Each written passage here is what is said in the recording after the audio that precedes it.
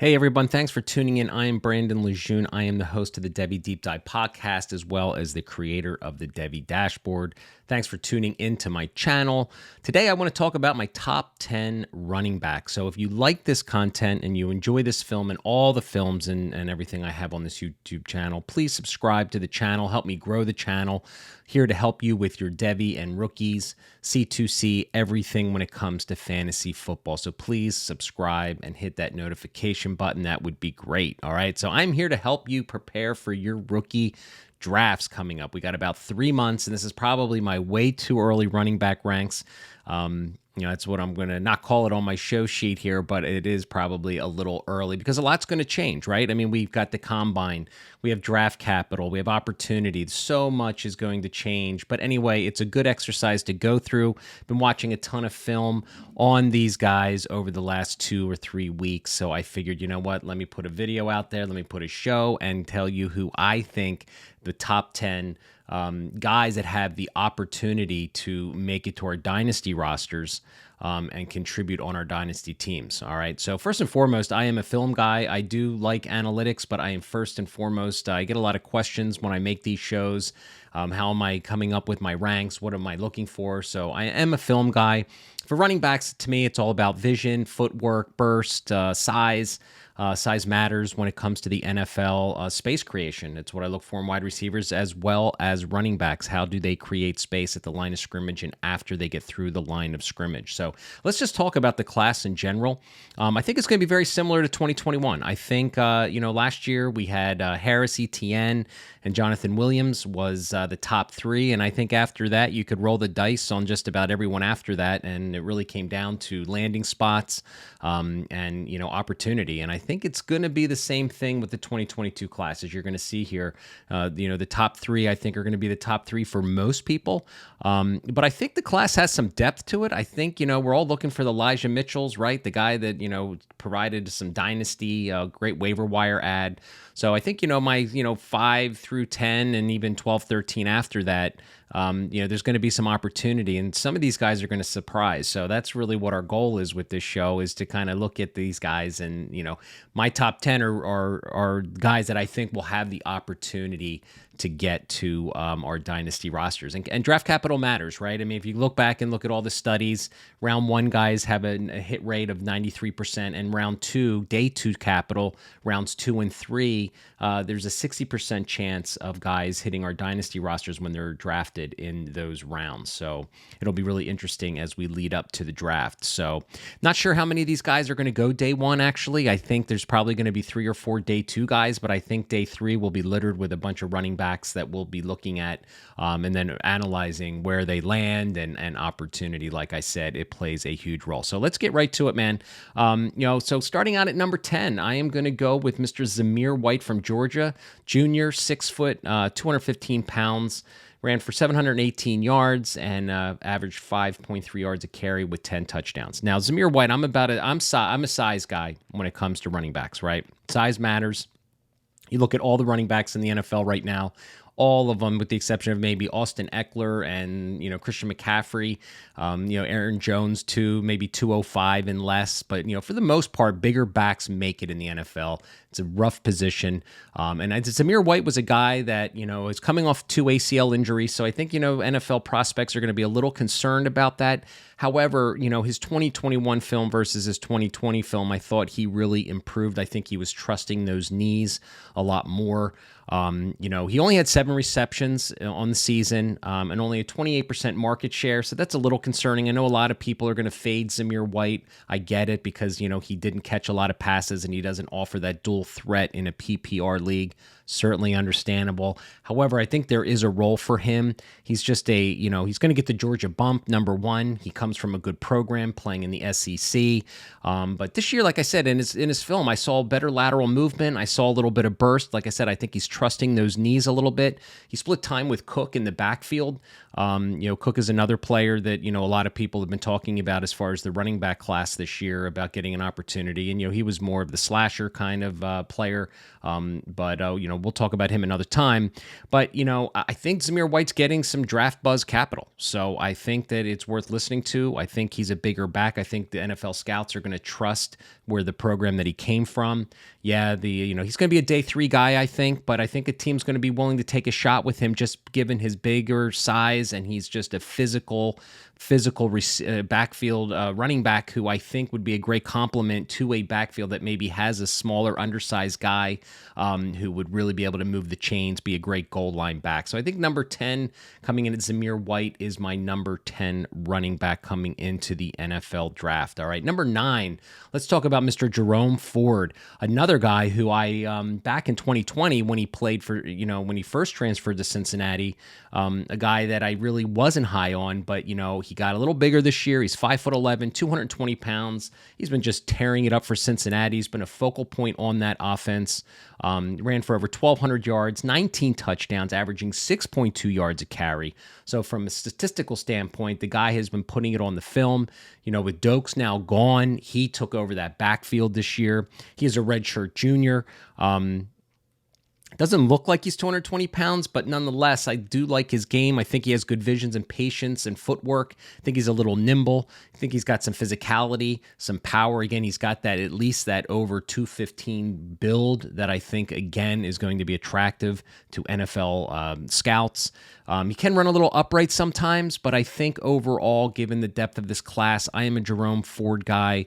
I think he'd be a great part of a committee. I think he will be a good backup as well. So I see Jerome Ford getting day 3 capital as well. But I think he's got the skill set, the space creation, the footwork, and a little bit of burst and power. He's got that pedigree. He came from Bama, and transferred. So I think he was a very high recruit. So I think Jerome Ford is a guy that the NFL scouts are going to like.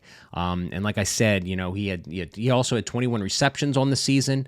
Then he had a 53% market share. So from an analytical standpoint, that high market share, he was fed the ball, stayed healthy all year, can catch the ball out of the backfield. So I think stock up for Jerome Ford coming in at number 9. Now, coming in at number 8 is a guy that most people probably won't have in their top 10 list, but I didn't want to do some chalky list. But again, I love Mr. Tyler Beatty. He comes in at number 8. And this guy, I feel, is just getting a little bit shaded in the NFL draft circles. Look, I know, I just said earlier in the show, size matters. And from the running back position, I completely understand. I'm a size guy when it comes to the running backs.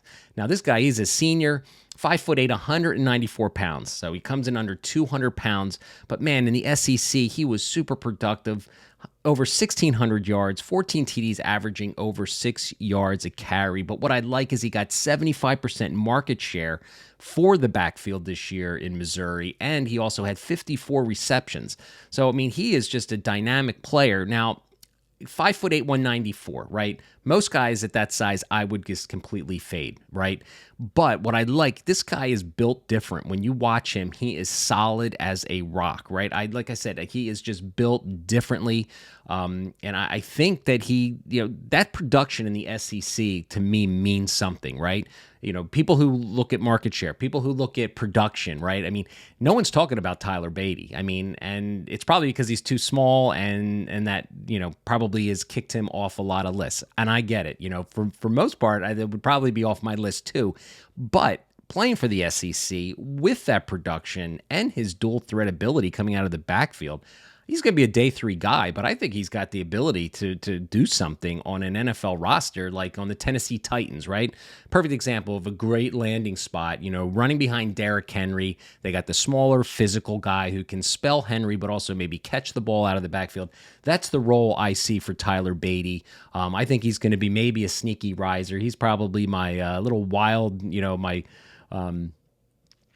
just a guy that I think is going to make it, and I'm super excited. I know he declared just this week to go to the NFL draft, so I am super excited. But I can't ignore the production, the 200+ yard games playing in the SEC. The kid can play. I know he's a senior, and I know that a lot of people are going to fade him because he's an older prospect. I get it. I don't think the NFL cares that much. They're looking for a running back for 4 or 5 years who can run the rock and catch the ball. I think Tyler Beatty is an undervalued prospect, so he comes in at number 8 for me. All right, coming in at number 7, Mr. Zach Charbonnet. Transferred to UCLA from Michigan. We all know the story from him. If you play Devy, you certainly understand. 6'1", 220 pounds, over 1,100 yards, 13 TDs, averaging 5.6 yards a carry. Now he's got, the typical photo, the typical size, the big back, bruising. Now you watch his film, and I'll tell you, this was a guy that putting on this list, I watch his film and I like some stuff that I see, and then sometimes I don't. But anyway, I like his size. His physical ability is just, if you watch him on tape, he is a haul to bring down. I think he's got some good footwork, but sometimes he looks like he's not as nimble as he should be, but then other times he does. So it's like one of those film review guys that I kind of go back and forth on. But nonetheless, this guy's got some serious contact balance, some serious strengths. 44% market share out of the backfield this year. He caught 24 balls out of the backfield too. So he's not the ball looks like a natural pass catcher coming out of the backfield. But again, another day 3 pick. All these guys starting out from number 10 through 7 here are all day 3 picks. And draft capital is maybe he's an early 4 or 5 round guy. Lands again in a good spot. Landing spots matter when it comes to running backs and opportunity. But I like Zach Charbonnet. Not the most elusive guy, not the most nimble guy on his feet. Nonetheless, he runs with power. I think he's a good one-cut runner who would probably work better in a gap scheme versus a zone scheme. But in any case, Zach Charbonnet is coming in at number 7 for me.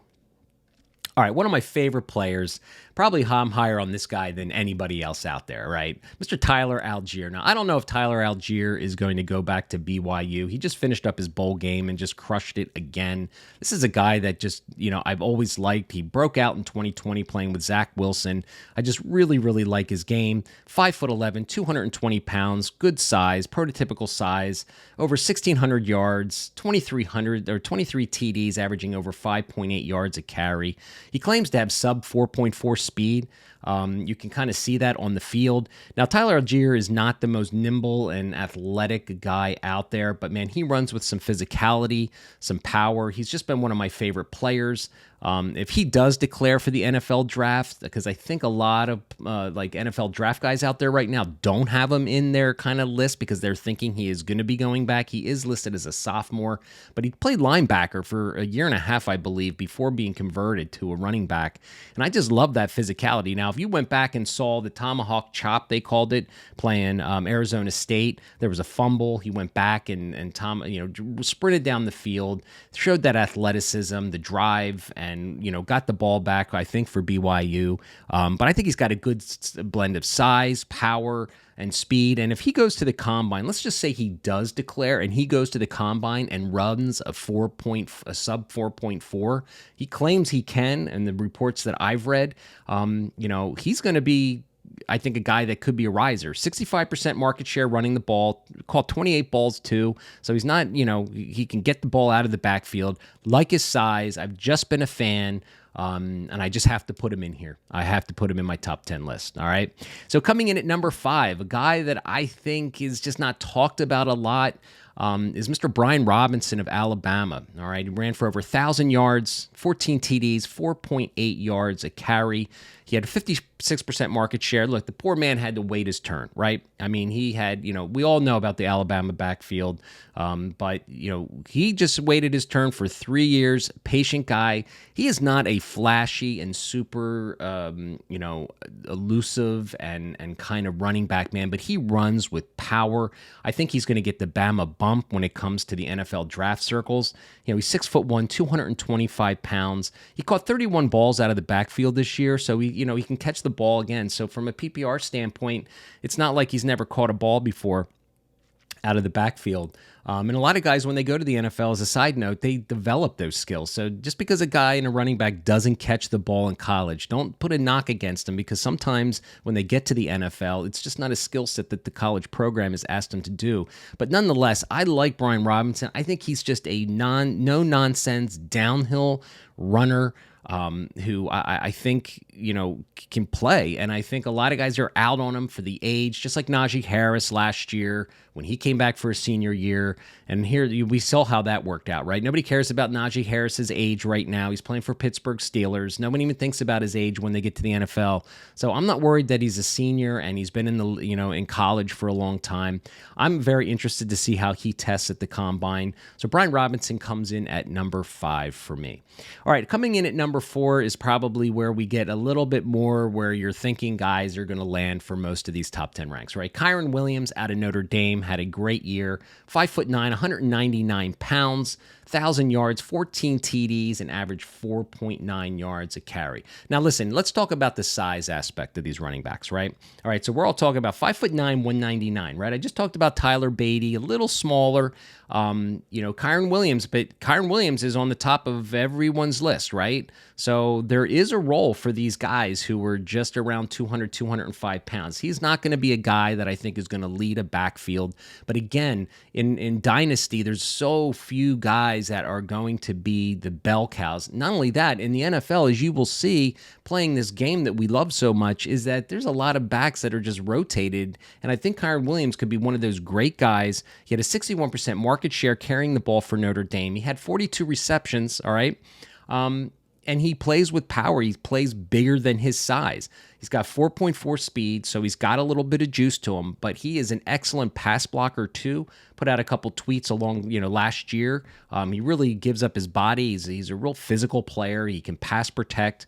But I think he can take the pounding up the middle if asked to do so in the NFL. Kyron Williams is a guy that are on most top 5 lists in, most draft guys, most Devy guys, fantasy guys, and rightfully so. He played very well towards the end of the season at Notre Dame. And again, landing spot and opportunity is really going to dictate his success as a dynasty asset for us. All right, coming in at number 3 and 2 and 1 is probably the guys that you've all heard of. And it's like I said, it's just like last year with the top 3. I think it's the same this year. Kenneth Walker is coming in at number 3 for me. 5'10", 210 pounds, 1,600 yards, 18 TDs, over 6 yards a tote. Caught only 13 balls, so there's a lot of guys out there that are kind of concerned about him because of that pass-catching ability. I am not.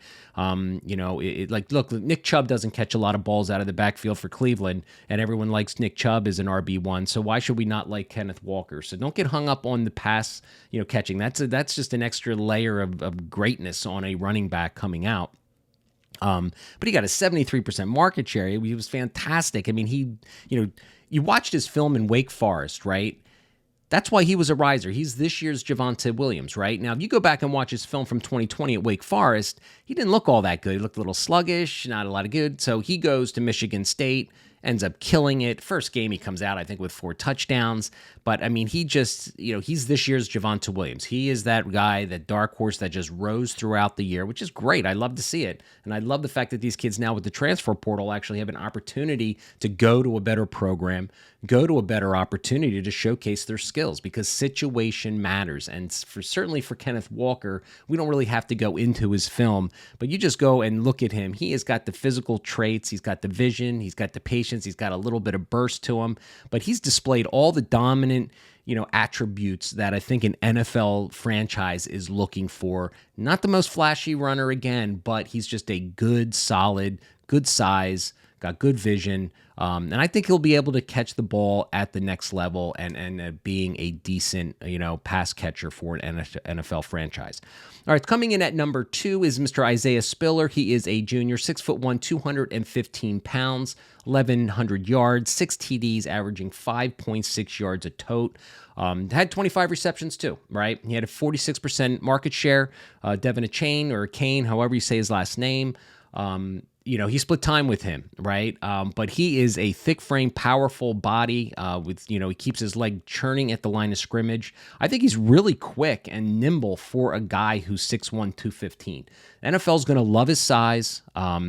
He's difficult to bring down, good contact balance. He regularly sidesteps tacklers. I mean, I really like his game, and most people do. And he's number one for a lot of guys. He's number 2 or 3, Breece Hall is going to be my number 1 guy we're going to talk about here in a minute. So 1, 2, and 3, a lot's going to change in the next 3 months as we go to the NFL draft. And of course, the ultimate landing spot will ultimately dictate how these guys get drafted. Just like ETN last year, right? Went to the Jaguars. Ew, but Najee Harris, right? And then Javonte Williams had a better opportunity with the Broncos. So landing spots matter, as we've mentioned a couple times on the show. But Isaiah Spiller, I think he's got soft hands. I mean, he's a prototypical NFL back size, and I think he comes in at number 2. Now, Breece Hall comes in at number 1, 6'1", 220 pounds, 1,400 yards, 20 TDs, 5.8 average. He had a 73% market share, so he was a workhorse, and he stayed healthy all year, so he is a durable back.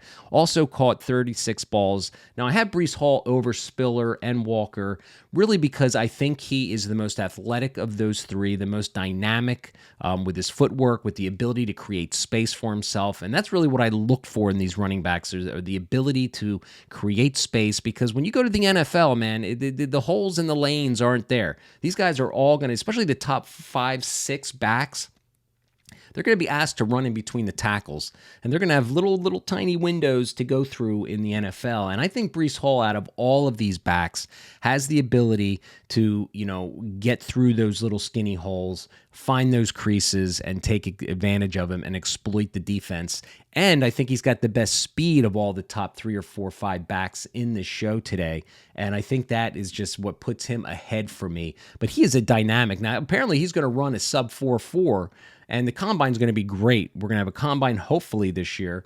But that is going to really dictate, I think, also. But I think the testing is going to be really incredible for all 5 or 6 of my top 4, 5, 6 guys. I'm really looking forward to see, what those speeds come in and their athletic testing. So there you have it. I'm going to be watching film on these guys for the next 3 months, and I'm going to probably do 2 or 3 more of these shows. And there's maybe some guys who are going to jump into. I know there's some names like Rachaad White. You're probably like, dude, are you out of your mind? Where the frick is Rachaad White, right? Just like these other guys better. I just do. Pac-12 runners concern me. James Cook, Haskins, from Michigan, and Dameon Pierce has been getting some buzz, and, maybe Keontae Ingram gets some early day 3 capital. So there's some other guys that may jump into my next version. I'm going to do 2 more of these shows leading up to the rookie draft after I watch a lot more tape and stuff like that. So thank you so much for watching. I hope you enjoyed it. Please hit that subscribe button. I'm going to be putting shows out like this, and for all the way leading up to the NFL draft. Love doing them, and thank you so much for watching. And please hit that subscribe button. We've got a lot of great stuff coming on this channel. Thanks for watching.